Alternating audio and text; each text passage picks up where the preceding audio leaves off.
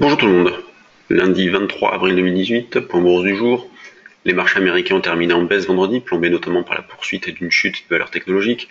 Le Dow Jones a perdu 0,82%, le S&P 500 0,85% et le Nasdaq a sous-performé en perdant 1,27%. Ce soir après marché, on aura les résultats de Google. Ce matin, le Nikkei lui a perdu 0,40%. Concernant le CAC, l'échéance avril est passée. On travaille désormais le contrat échéance mai, FCE K8. Il y a environ 58 points d'écart entre l'indice CAC 40 et le futur. Donc moi, tous les niveaux que je vais vous proposer sont sur le futur. Le graphique que vous trouvez ici est sur le futur échéance avril. Donc vous devez ajuster de 58 points si vous travaillez les CFD. Donc on est actuellement dans une zone d'achat autour de 35-40. J'ai déjà tenté un petit rebond dans cette zone-là, dans l'idée de jouer pourquoi pas à 53, voire un retour dans la zone des 65. Donc on continue à privilégier un biais haussier. On accumule des écarts plutôt qu'une recherche d'un vrai directionnel, puisqu'on estime qu'il n'y en aura pas, que la hausse, si elle doit se poursuivre, va se faire laborieusement, d'où l'idée de monter par exemple des puts synthétiques, c'est quelque chose qui est possible, donc une combinaison d'achat et de futur.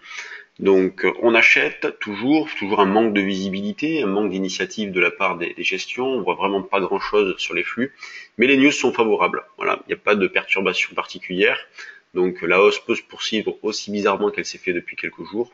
Donc concernant la situation et l'idée de fond, ça reste identique. On continue donc à travailler un biais haussier, le niveau de retournement est assez éloigné, mais pour l'instant les probabilités de poursuivre, en tout cas les probabilités de rebond restent supérieures. De notre idée de continuer à travailler principalement à l'achat.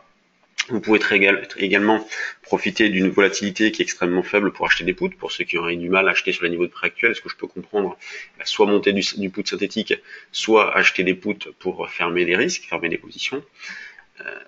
Quand on regarde le DAX, il continue de sous-performer, donc la divergence est très forte. Donc le DAX, on continue à travailler avec un biais baissier, donc on vend sur des rebonds, ce qui fonctionne parfaitement en ce moment, puisque systématiquement on a pu revendre sur des rebonds, notamment dans cette zone-là et surtout dans la zone des 12 620 la semaine dernière, 12 627,5 que l'on a joué à plusieurs reprises.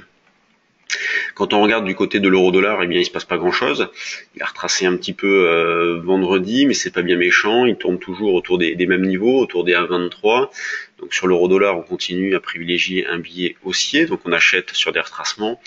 L'idée étant pour aujourd'hui d'acheter par exemple vers un 22,50 d'une manière agressive, sinon vers un 22,20.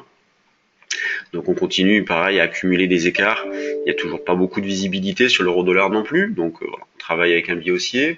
Quand on regarde du côté des actions, on regarde ce qu'il y a dans les screeners. Donc quelques valeurs, voilà, Diaxonite par exemple qui bouge, on a Perrier, Nexity. Nexity, on pourrait avoir une impulsion haussière au-dessus des 55, donc on peut mettre une petite alerte sur Nexity. Hop, déclenchement au-dessus de 55. Ensuite, on peut mettre, voilà, il y a Genfit qui bouge aussi, Virbac, Robcar, donc pas grand-chose en termes de spéculation ce matin. On le voit, il y a quelques valeurs, mais c'est pas non plus la folie. À la baisse, il n'y a pas grand-chose non plus. Donc on a un moral qui est plutôt pas mal, qui est pas affecté. Plutôt de la confiance sur ce marché-là, peu d'initiative. On le retrouve sur les mid et small cap, et quand on regarde du côté des valeurs du CAC, on a une grande régularité. Donc le CAC qui cote actuellement 5399,10, qui est en baisse de 0,24. Demain, on va commencer à détacher quelques dividendes. D'ailleurs, pour ceux que ça intéresse, dans la journée, je mettrai le calendrier des dividendes sur cette échéance-là, sur notre site internet, donc www.percevalfinance.com. Donc dans la rubrique actualité, vous retrouverez le calendrier des dividendes, notamment si vous travaillez les CFD. Il est toujours intéressant de connaître l'écart entre le futur et le CFD. Donc la plus forte hausse, Arcelor, Renault est pas bien loin. D'ailleurs, concernant Renault, on a Carlos Ghosn qui s'est déclaré ouvert à une fusion entre Renault et Nissan. Donc une idée à laquelle il s'est longtemps opposé. Là, il semble favorable. Donc ce qui fait que Renault surperforme. On a Sanofi aussi, qui est pas mal. Bon, une fois n'est pas coutume. Il y a encore de la marge, toujours pas de signal d'achat déclenché sur Sanofi. On peut mettre des alertes au-dessus de ces niveaux de prix-là. Donc grande régularité sur les valeurs du CAC, contexte de fonds identique, donc beaucoup d'arbitrage. Sur ce, bonne séance à tous et à demain. Juste n'oubliez pas, si vous avez de l'intérêt pour notre service Le Trade du jour, nous faisons une démonstration jeudi, donc 19h à 20h sur inscription. Nous montrerons comment fonctionne ce service, comment nous avons éventuellement géré quelques positions, gagnantes, perdantes, peu importe, mais pour que vous compreniez bien la philosophie de ce service-là, c'est important. Allez, je vous laisse, bonne séance.